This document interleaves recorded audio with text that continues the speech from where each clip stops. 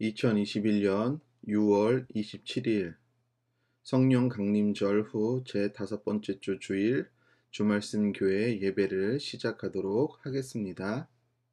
평화의 기도. 주님, 나를 평화의 도구로 삼아 주십시오. 미움이 있는 곳에 사랑을, 상처가 있는 곳에 용서를, 불화가 있는 곳에 일치를, 의심이 있는 곳에 믿음을, 오류가 있는 곳에 진리를, 절망이 있는 곳에 희망을, 슬픔이 있는 곳에 기쁨을, 어둠이 있는 곳에 광명을 심게 하소서. 오 거룩한 주님, 위로를 구하기보다는 위로하게 하시고, 이해를 구하기보다는 이해하게 하시고, 사랑을 구하기보다는 사랑하게 하소서. 우리는 줌으로써 얻고, 용서함으로써 용서받고, 죽음으로써 영생에 이르기 때문입니다. 아멘. 교동문은 57번 시편 130편입니다. 여호와여, 내가 깊은 곳에서 주께 부르짖었나이다. 주여, 내 소리를 들으시며 나의 부르짖는 소리에 귀를 기울이소서. 여호와여, 주께서 죄악을 지켜 보실진대 주여, 누가 서리이까? 그러나 사유하심이 주께 있음은 주를 경외하게 하심이니이다. 나 곧 내 영혼은 여호와를 기다리며 나는 주의 말씀을 바라는도다. 파수꾼이 아침을 기다림보다 내 영혼이 주를 더 기다리나니 참으로 파수꾼이 아침을 기다림보다 더하도다. 이스라엘아, 여호와를 바랄지어다. 여호와께서는 인자하심과 풍성한 속량이 있음이라. 그가 이스라엘을 그의 모든 죄악에서 속량하시리로다. 아멘.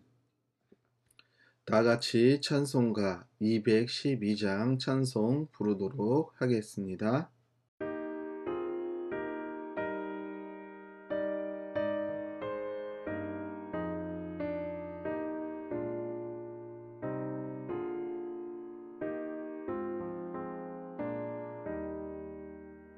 겸손히 주를 섬길 때 괴로운 일이 많으나 구주여 내게 힘주사 잘 감당하게 하소서. 인자한 말을 가지고 사람을 감화시키며 갈 길을 잃은 무리를 잘 인도하게 하소서.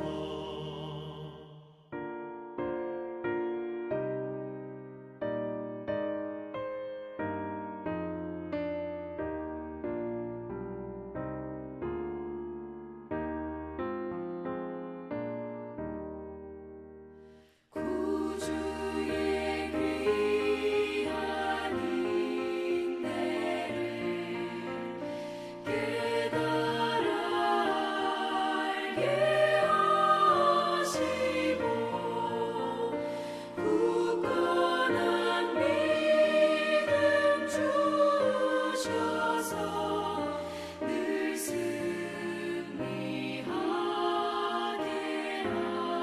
하소서.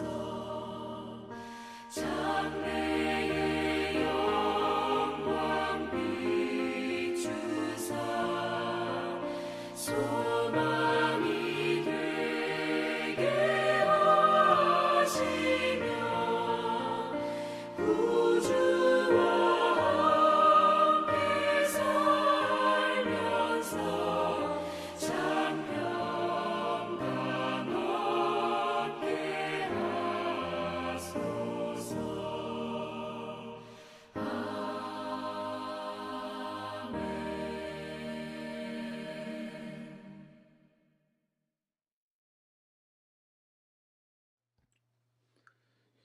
다 함께 기도하겠습니다. 하나님, 우리가 세상을 살아가면서 주님의 모습을 닮기 원하며 주님이 걸어가신 삶을 따라가기 원한다고 늘 입술에 고백은 하지만 여전히 우리 삶에는 주님의 모습이 나타나기보다는 나의 인간됨이, 연약함이 더 드러납니다. 주님, 오늘도 주님의 말씀에 의지해서 나의 인간됨과 연약함이 나의 삶을 움직이는 것이 아니라 나의 생각과 못된 습성을 거슬러 주님의 말씀이 나의 삶을, 우리의 삶을 다스리게 하옵소서. 그래서 주님께서 살아가셨던 삶이, 걸으셨던 그 길을 따라가는 제자들이 되게 하옵소서.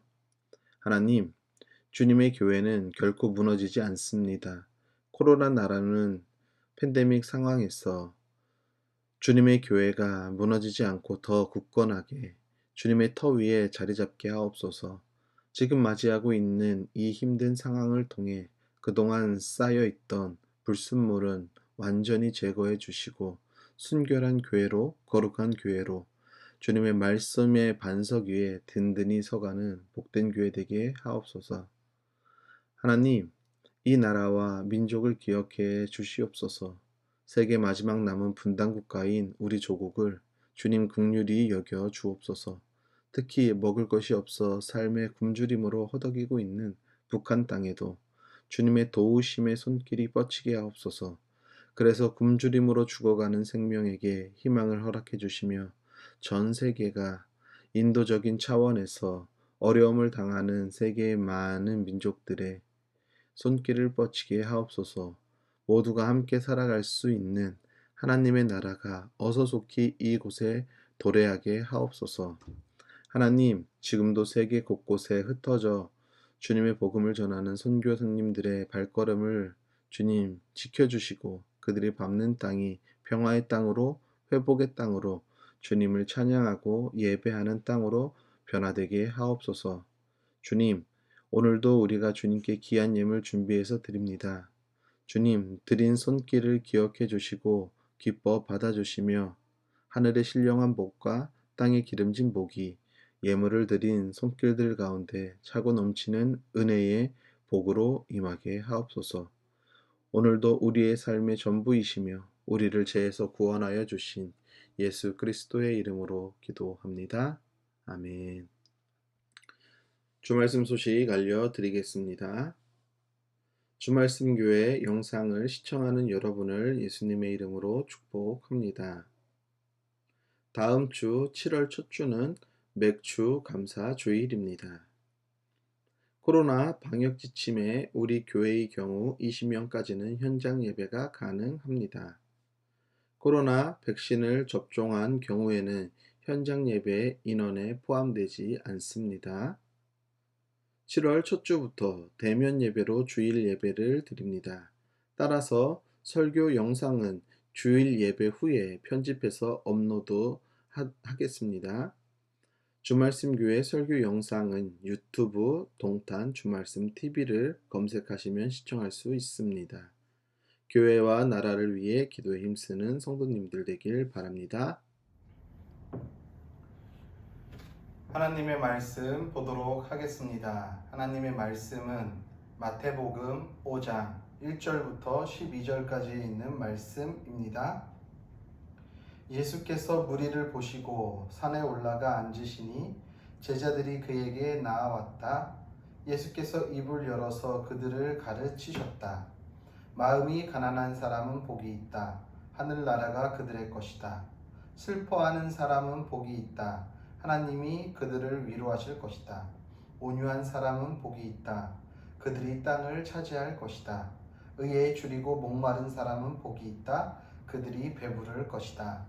자비한 사람은 복이 있다. 하나님이 그들을 자비롭게 대하실 것이다.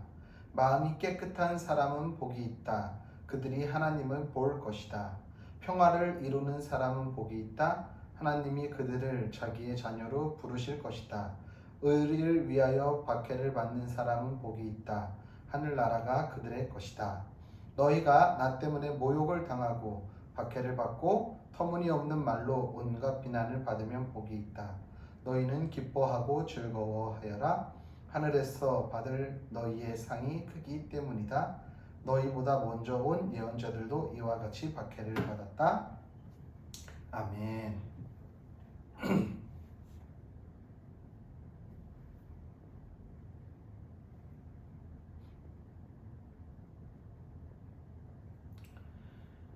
하나님 우리 아버지와 주 예수 그리스도께서 내려주시는 은혜와 평화가 여러분에게 있기를 빕니다.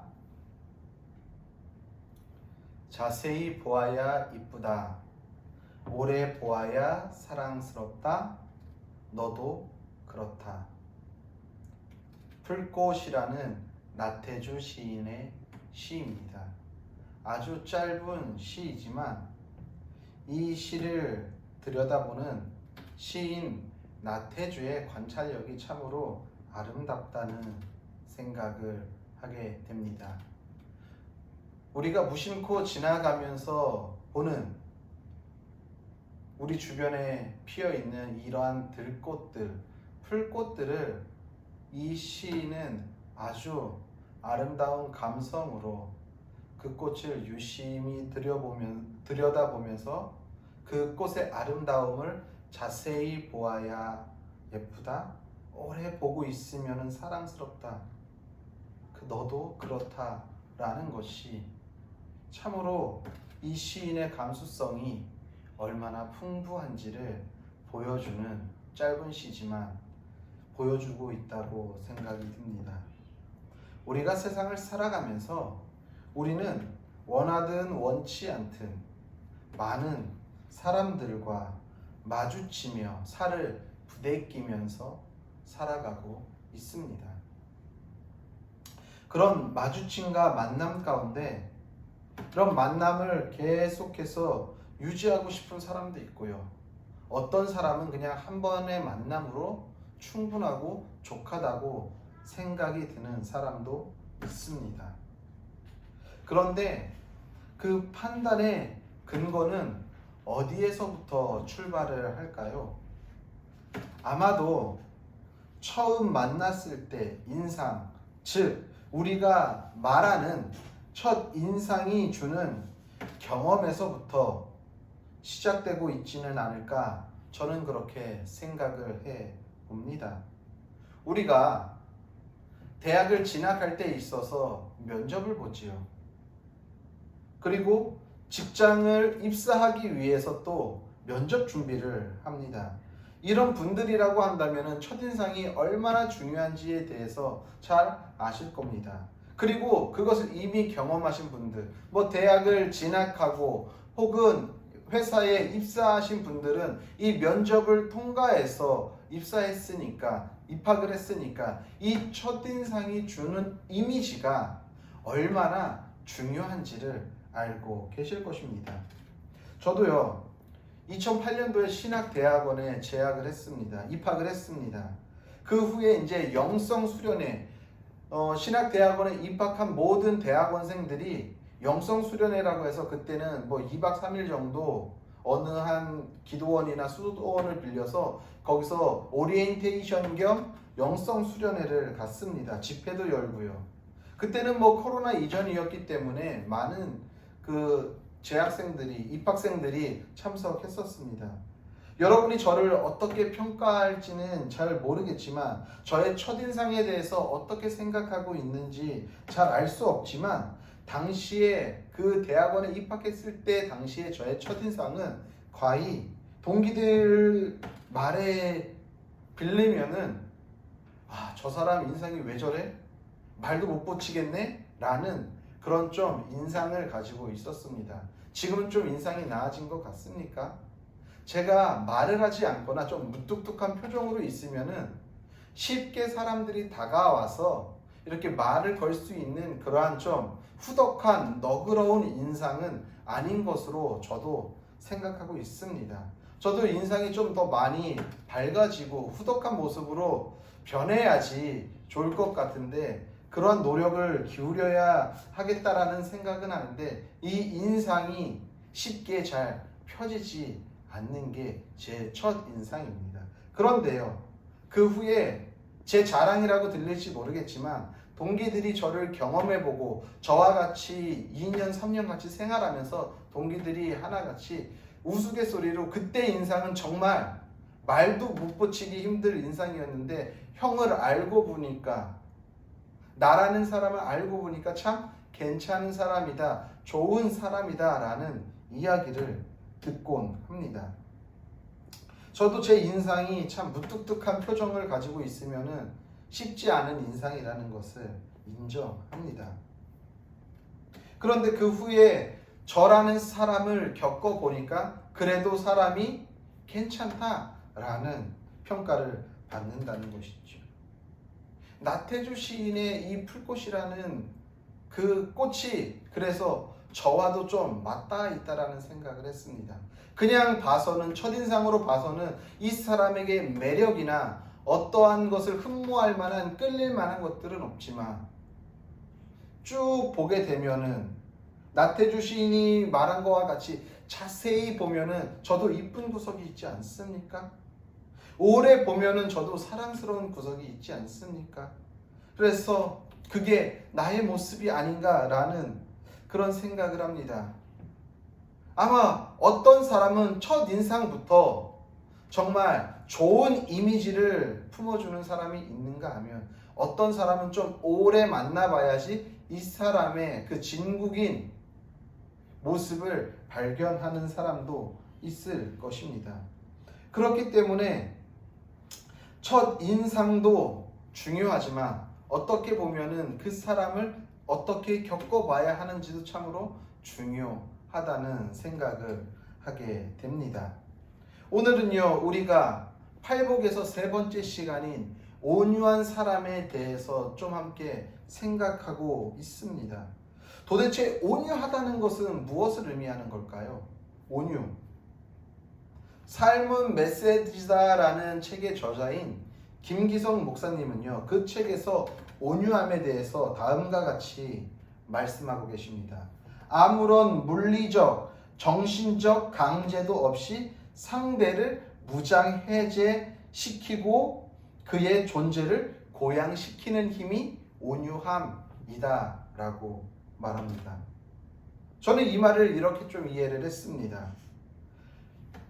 어떤 사람이 그냥 있음으로써, 존재함으로써, 그 자리에 있음으로써 그냥 내가 저 사람을 볼 때에 그냥 마음이 편해지고 그냥 아무것도 아닌데 그냥 기뻐지고 그냥 저 사람과 있는 시간이 내 모든 근심과 걱정을 다 놓게끔 하는 사람, 이런 사람이 온유한 사람이 아닌가라는 생각을 하게 되었다는 것입니다. 그냥 그 사람 존재 자체만으로도 마음과 정신이 맑아지게끔 하는 사람이 온유한 사람이라는 생각을 하게 됐다는 것이죠. 그렇다면 우리가 존재함으로써 혹은 있음으로써 인해 다른 사람들에게 마음의 평안과 위로와 기쁨이 우리는 되고 있습니까? 만약에 그렇다면 우리가 누군가에게 위로가 되고 평안이 되고 기쁨이 되고 있다고 한다면 우리는 아마도 온유한 사람일 것입니다. 오늘 우리가 함께 읽은 성경의 본문에서 사용된 이 온유하다라는 이 성경적, 성서적 의미는요, 1차적으로는 물질적으로 가난하고 억눌린 사람이라는 뜻이 있습니다. 하지만 더 나아가서는요, 성경에서 이 온유함이라는 것은요, 고난과 핍박 속에서도 겸손하게 하나님의 도우심을 기다리며 하나님의 뜻을 사는 사람이라는 뜻이 이곳에 있다라는 것이죠. 온유한 사람은 지금 현실 가운데 놓여져 있는 그 고난과 핍박 속에서도 겸손하게 하나님의 도우심을 기다리는 사람입니다. 그래서 그 기다림 가운데에서 나의 어떠한 힘과 어떠한 능력으로 그것을 돌파하려고 하기보다는 그곳에서 하나님의 뜻을 따라 하나님의 방법대로 그 길을 가는 사람이 온유한 사람이라는 것이지요.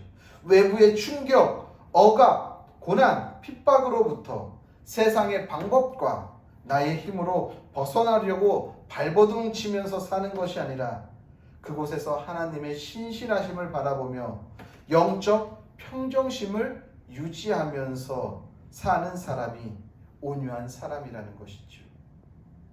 이 삶을 가장 잘 살아간 분이 누군가요? 바로 우리가 믿는 예수 그리스도이십니다. 많은 바리새인과 서기관들이 예수님을 그렇게 공격했어요. 하지만 예수님은 그곳에서 흔들리지 않으셨습니다.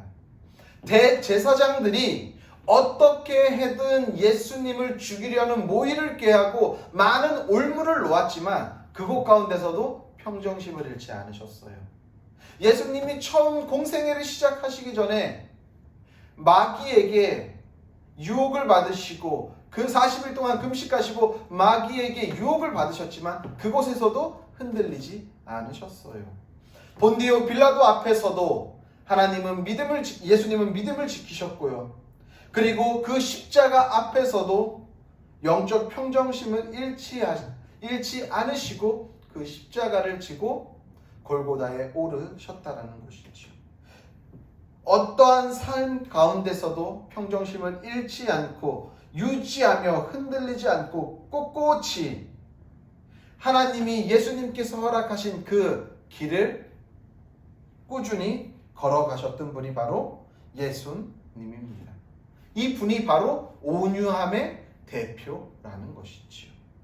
그렇다면 우리의 삶의 모습이 예수님을 닮았다고 한다면 우리도 예수님과 같이 온유한 사람이라고 감히 말할 수 있을 것입니다. 남들의 눈에 있는 티를 찾으려고 눈이 뒤집어져서 있는 사람이 아니라 오히려 배운 것도 없이 아무것도 없는 할 줄 아는 것은 그냥 바다의 갈릴리 호숫가에 그물을 던질 줄 아는 그 재능밖에 없는 베드로를 제자로 부르셔서 너는 게바 반석이라고 그 안에 있는 흔들리지 않는 믿음의 반석을 발견하신 예수님의 눈처럼 모두 다 저희는 음탕한 여인이야 라고 해서 간음한 여인이라 라고 해가지고 돌을 던져서 그 여인을 치려고 할 때 그 돌을 들고서 치려고 하는 사람들을 막아서고 이 여인 안에서 성스러움을 발견할 줄 아는 그 시야를 가진 분이 바로 예수님이라는 거예요. 그것을 볼 수 있는 눈이 우리에게 있다고 한다면 우리 또한 예수님과 같이 온유한 사람이라는 것입니다. 삶에 겸손함이 배어 있을 때 온유한 사람이 될 수 있다라는 사실을 우리는 기억해야 할 것입니다.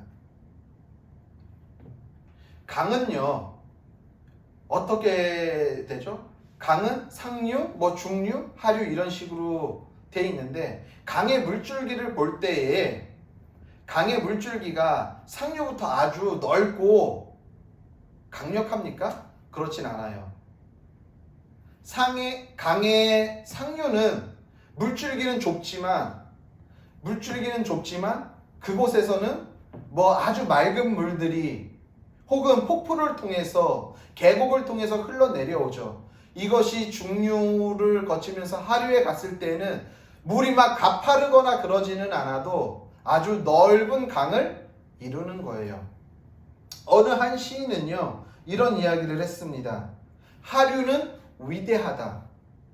아마도 이 시인이 하류는 위대하다라고 했던 의미는 이런 의미에서 위대하다라고 이야기했던 것 같습니다. 상류에는요 다른 물줄기 지류라고 하죠. 지류들이 끼어 들어올 그런 자리가 없어요. 아주 물이 맑고 어떻게 보면 되게 강하죠. 막 폭포 같은데 계곡 같은 데를 흐르면 물줄기도 빠르고 아주 깨끗한 물들이 흘러내려가요. 그러니까 거기에는 무언가가 섞일 수가 없는 그러한 면이 있다고 한다면 하류는 어떻습니까? 강이 아래로 흘러가면서 하류에 많은 물이 모였을 때 그 물은 지류에서 들어온 물들도 있고요. 혹은 지류에서 들어오는 이 물이 막 섞여서 더러운 물도 들어올 수 있고요. 부유물도 들어올 수 있고요. 여러 가지 물들이 다 모여서 밑에 태조물이 쌓이잖아요. 그런 식으로 하류에 있는 그 강은 모든 것들을 다 수용하고 품을 수 있기 때문에 아마도 이 시인은 하류가 위대하다라고 이야기했는지 모르겠습니다. 저는 이 말을 들으면서 그런 생각을 했습니다. 이 강의 모습, 이 하류의 모습이 어떻게 보면 우리 그리스도인들이 오늘 살아가야 하는 삶의 모습과도 같다라는 생각을 했습니다. 온유한 사람은 어떻게 사는 사람일까요? 그것은 강의 하류의 모습과 같이 삶의 억압과 고난과 역경 속에서도 힘들어하면서 그렇게 살아가는 사람에게 내가 있음으로 인해, 내가 존재함으로 인해 언제든지 그들에게 우리의 넓은 어깨와 이 등을 기대고 설 자리를 만들어주는 사람이 온유한 사람이 아닐까. 내가 딛고 있는 이 땅에 그들이 한 발짝 내디딜 수 있도록 내 땅에 설 자리를 그들에게 만들어주는 삶이 온유한 사람의 삶이 아닐까 생각하게 됩니다. 예수님은 삶의 문제에서 고통당하고 소외되고 설 자리를 잃고 바장이는 이들에게 다가가서 그들에게 어깨를 빌려주시고 등을 보여주시고 그들에게 설 자리를 내어주신 분이 예수님의 삶이었습니다. 온유한 예수님이 살아가신 삶이 그 삶이었다고 한다면 우리도 온유한 사람으로 살아가기 위해서는 예수님의 삶과 동일하게 우리의 어깨를 빌려주고 등을 내어주고 설 자리를 그들에게 허락하는 삶이 온유한 사람의 삶이라는 생각을 합니다. 그럴 때 하나님은 그런 사람에게 뭐라고 합니까? 땅을 차지하게 하신다라고 말씀하고 계신 것입니다. 온유한 사람이 땅을 차지하는 겁니다. 땅을 차지한다라는 것은요, 하나님 나라에 대한 약속을 의미하는 것이지요. 즉 하나님 나라에 들어갈 수 있는 사람은 오늘도 삶에 지쳐 낭망하고 쓰러지고 고통받고 있는 그들에게 자리를 내어주고 그들이 쉼을 얻고 다시 일어설 수 있는 용기를 그들에게 복돋아 주며 그들의 어려움에 함께 동참하는 사람이 바로 온유한 사람이며 그 사람을 통해서 하나님의 나라를 땅을 차지하게 한다라는 것이지요. 우리가 여전히 연약하기 때문에 가진 것이 없어서 그들의 삶에 설 땅이 되어주지 못한다고 생각할지도 모르겠어요. 목사님, 저는 가진 게 없는데요. 저는 능력이 없는데요. 그래서 그들을 도울 수 없을 것 같아요 라고 말할지도 모르겠어요. 하지만 우리가 있는 자리에서 할 수 있는 것들이 있습니다. 그것이 무엇일까요? 우리는요, 적어도 그들과 함께 하면서 그들의 기가 막힌 이야기를 들을 수 있는 마음과 기는 있다라는 것이지요. 오늘도 나의 이 고통, 나의 이 아픔, 나의 이 괴로움을 어떻게 토로하고 말할 수 없어서 너무나도 고민하고 있는 사람들이 우리 주변에는 많이 있을 거예요. 지나가는 그 영상으로 제가 잠깐 본 영상이 있는데 어느 한 분이 경찰서에 신고를 합니다. 울산에서 있었던 일인데 무슨 일이냐 하니까 한 사람이 아파트에서 투신을 하려고 지금 그러는 것 같다는 거예요. 그래서 옥상으로 올라갔다는 거예요. 그래서 그 위치를 찾고서 갔는데 아파트가 동 한 개만 있으니까 우리도 이 아파트를 보면은 우리 이 2단지만 해도 21개의 동이 있잖아요. 이 많은 동을 어떻게 찾을 수 있을까요? 그러면서 계속해서 통화를 하면서 옥상을 계속 봤는데 거기서 담배 연기가 이제는 올라가는 것을 보고서 불이 나게 경찰관이 뛰어 올라갑니다. 그러니까 이 사람이 생을 마감하기 전에 담배 한 대 피고서 이제는 죽으려고 했었던 것 같아요. 그런데 알고 봤더니 이게 고등학생 여학생이었던 거예요. 그런데 뛰어내리려고 하던 찰나에 경찰이 들어와서 멈추라고 하니까 주저하면서 그 자리에 주저앉으면서 그 여학생이 하는 소리가 너무나도 힘들고 너무나도 괴로운데 나의 목소리를, 나의 이러한 사정을 이야기할 사람이 주변에 아무도 없어가지고 죽으려고 했는데 그때 경찰관이 와가지고 내가 이것을 포기했다라고 이야기하면서 자기의 그 아픔과 고통을 그 경찰관한테 이야기하는 장면을 우연찮게 보게 되었습니다. 우리가 물질적으로 뭐 어떠한 것으로 도울 수 없을지라도 우리에게는 마음과 귀가 열려 있다고 한다면 그들의 삶을 듣고 함께 아파하고 함께 기도하고 함께 위로할 때에 그 삶을 통해서 우리의 삶도 온유한 삶으로 예수님을 닮은 삶으로 변화되고 그리고 하나님께서 허락한 하나님의 나라와 땅을 차지하게 된다라는 것이지요. 얼마 전에 제 동기 목사와도 통화를 한번 했었습니다. 인천에서 목회하고 있는 동기 목사에게 전화가 왔어요. 그러면서 통화를 하면서 안부를 물었습니다. 요즘 어떻게 지내고 있냐? 라고 하니까 그 동기 목사가 저한테 요즘 서울역에 가서 노숙인들 사역을 하고 있어요 라고 이야기를 하는 것이죠. 그리고서는 이제는 식구들과 함께 이제 영등포에 있는 쪽방촌에도 함께 좀 봉사를 나가려고 계획하고 있어요 라는 이야기를 했습니다. 부끄럽지만 저도 오산에 있을 때 뭐 많은 그런 분들은 아니지만 저도 오산에서 목회를 할 때에 이렇게 노숙하시면서 파지를 줍는 분을 긴 시간은 아니더라도 좀 도왔던 적이 있습니다. 참으로 제가 그때 감사했던 건 뭐냐면은 우리가 그분에게 많은 것들을 도울 수는 없었지만 적어도 그분이 우리 교회에 와서 예배를 함께 드렸을 때 따뜻하게 식탁 공동체를 함께 했었고요. 저도 제가 도울 수 있는 것이 무엇이 있을까 생각을 하고 지방에 있는 목사님들, 그 교회에서 나오는 파지들도 제가 주워다가 교회에다가 갖다 놓으면 그 성도님이 그 파지를 가지고 가서 그 고물상에 팔기도 했었고, 그리고 이 분이 어떻게 하면은 좀 사회에서 보장되는 복지 혜택을 얻을 수 있을까 해서 그런 것들도 좀 이렇게 알아봐서 연결도 해주는 그런 일들을 조금 감당했었던 적이 있습니다.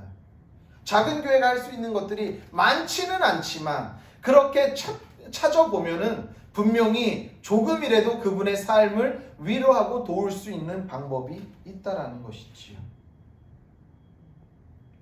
그러면서 그 동기가 그 일을 하고 있다는 이야기를 들으니까 참으로 감사했습니다.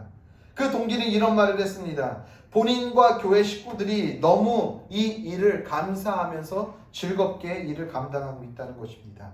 그리고 본인의 교회도 작기 때문에 물질적으로나 무언가를 거창하게 도울 수는 없지만 일주일에 한 번씩 그들의 어떤 삶에 고통이 있는지 들어주는 것만으로도 그들이 자신들의 오는 시간을 기다린다라는 것이지요. 그렇습니다. 우리가 무언가 엄청난 것을 그들에게 줄 수 없다 할지라도 우리는 그들의 곁에 있음으로 인해, 존재함으로 인해 그들이 우리에게 어깨를 빌릴 수 있고 등을 기댈 수 있고 땅을 함께 디딜 수 있다고 한다면 그것 자체가 그들에게는 우리를 온유한 사람으로 보게 되는 것이고, 우리가 한 발짝 더 예수님의 삶을 닮아 온유한 삶으로의 삶을 살아가게 된다라는 것이지요. 우리가 거창하고 대단한 것은 할 수 없지만 그들의 삶에 대해서 함께 듣고 그들 앞에 있음으로 인해, 존재함으로 인해 그들의 삶이 복되게 된다면 우리는 그 일을 함께 할 수 있을 것입니다. 온유한 사람은 오늘도 삶의 고통에서, 아픔에서, 힘듦에서 신음하고 있는 자들에게 겸손하게 다가가 예수님의 마음으로 그들의 삶에 설 자리가 되어주는 사람이라는 사실을 기억하시길 바랍니다. 그럴 때 이 땅을 차지하게 된다라는 것입니다. 사랑하는 성도님들, 다시 한번 삶의 메시지다라는 책에서 김기성 목사님은 이렇게 이야기를 합니다. 차가운 담백함을 지니면서도 봄바람 같은 마음을 간직한 사람, 골기를 가지고 있으면서도 품이 넉넉하여 다가온 사람과 흉금을 트고 지내는 사람, 뭔가를 한다고 주장하는 법이 없지만 그가 지나간 자리마다 새 생명이 움트게 하는 사람, 있음만으로도 세상을 훈훈하게 만드는 사람, 그가 땅을 차지할 온유할 사람이다. 부디 우리 모두는 오늘도 누군가에게 우리가 존재함으로, 있음으로 인해 그 사람이 힘들어할 때 삶의 자리를 내어주고 그들과 함께 함으로 인해 하나님의 나라를, 땅을 차지하며 복된 삶을 살아가는 우리 성도님들의 삶이 되시기를 예수님의 이름으로 간절히 축복합니다. 기도합니다. 주님, 오늘도 우리가 예수님의 마음을 닮아, 예수님의 삶을 닮아 온유한 사람으로 거듭나게 하여 주옵소서. 그래서 오늘도 우리 주변에 있는 사람에게 우리가 설당이 되어주고 있음으로, 존재함으로 인해 그들이 우리의 삶과 함께 아무런 걸림 없이 섞여서 온전히 주님을 바라보며 살아가는 우리들의 삶이 되게 하여 주옵소서. 이제는 우리를 위하여서 십자가에 달려 죽으신 예수 그리스도의 은혜와 그의 아들을 십자가에 아낌없이 내어주신 하나님 아버지의 영원하신 사랑과 성령의 교통하심과 위로하심과 역사하심과 충만하심이 오늘도 예수님의 모습을 닮아 온유한 사람으로 살기로 결단해서 우리의 설당을 내어주기로 결단한 성도들 머리 위에와 그들의 가정과 섬기는 교회와 나라와 민족과 더 나아가 세계 열방 가운데에 이제로부터 영원히 함께 계시기를 간절히 축원하옵나이다. 아멘.